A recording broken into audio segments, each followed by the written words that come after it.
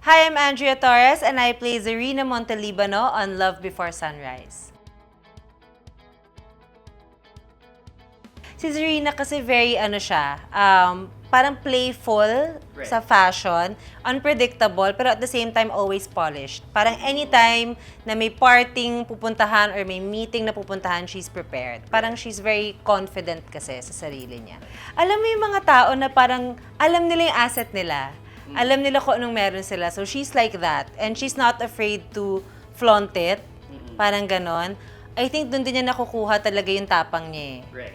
Alam niya kasi yung background niya, what she's capable of, yung mga connections niya. She's a spoiled brat na may pagka-narcissist. So marami siyang issues talaga and that's what I like about Zarina. Kasi hindi lang siya kontrabide.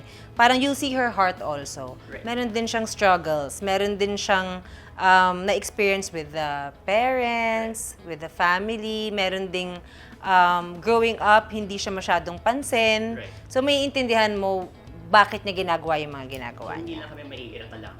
Oo. I think, ganun ako lagi when I play a role, I always look for the heart of the character. Kasi I feel na this is my chance to tell the story of that person. I'm sure someone very similar kay Zarina exists. So this is the chance na masabi ko yung story niya, the way niyang gustong sabihin. Lots and lots of research. I'm not the most confident person, pero I get that confidence dun sa fact na I over-prepared.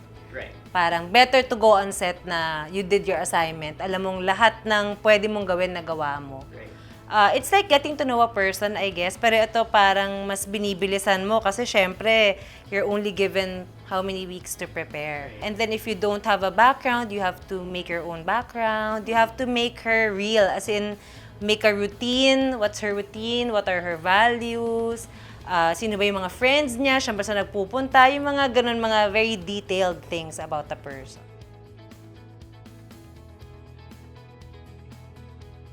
I guess, habang nagmamature ka, mas marami ka nang nakabangkong experiences eh. And so, mas marami ka nang pinagkukuhaan. And also, yun, with every project kasi na meron ka, you get something, you learn something, so ina-apply ko sa next one.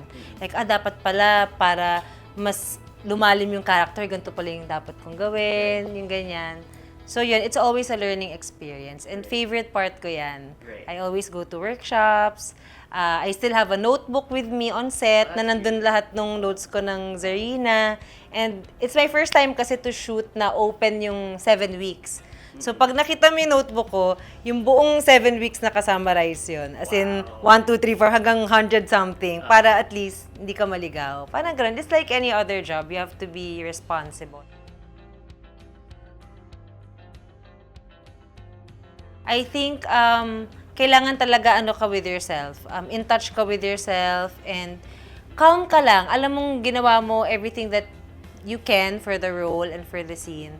Kasi kapag naunahan ka ng kaba, mabablock yun lahat eh. Ang dami mong may isip, mag-overthink ka.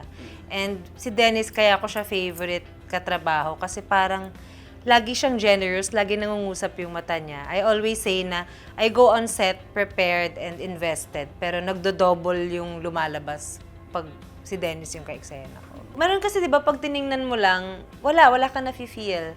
Siya even yung mga simple scenes, meron siyang binibigay sa'yo. Alam mo yun, parang affected ka lang, hindi mo alam kung bakit. So you just have to react. Huwag ka masyadong planner. If may ginawa yung co-star mo or may accident na nangyari sa scene and they just went with it, you have to, alam mo yun, be a team player and hayaan mo lang mag-flow. Right. Kasi minsan sa surprise, lumalabas yung magagandang eksena.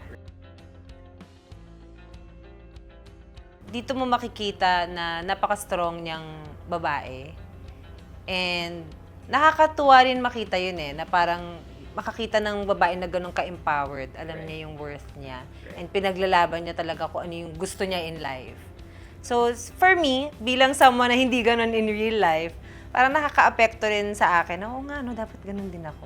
Pero wag lang kasing ni Zarina. Minsan kasi si Zarina medyo umu-over eh. Walang tao na totally bad. There's always a good side or a story behind that person. And makikita nyo yun sa show na to or sa story ni Zarina na, kaya siya ganun.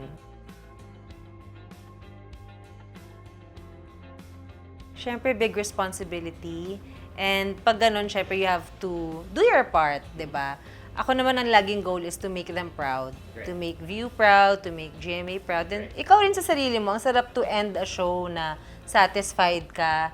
Di ba? At least kapag tinreat mo na yung sarili mo to a vacation or something, masasabi mo na, I deserve this. Kasi nung buong time na ginagawa yung show, I gave it my all. Talagang yung focus mo para kang horse. Malapit nyo na mapanood ang Love Before Sunrise and I'm sure sobra kayong mai-in-love dito at maniniwala ulit sa destiny sa lahat-lahat ng mga usually nababasa natin sa mga libro, mga dinidream natin kapag nag-iisip tayo tungkol sa mga magiging partner natin or the one natin.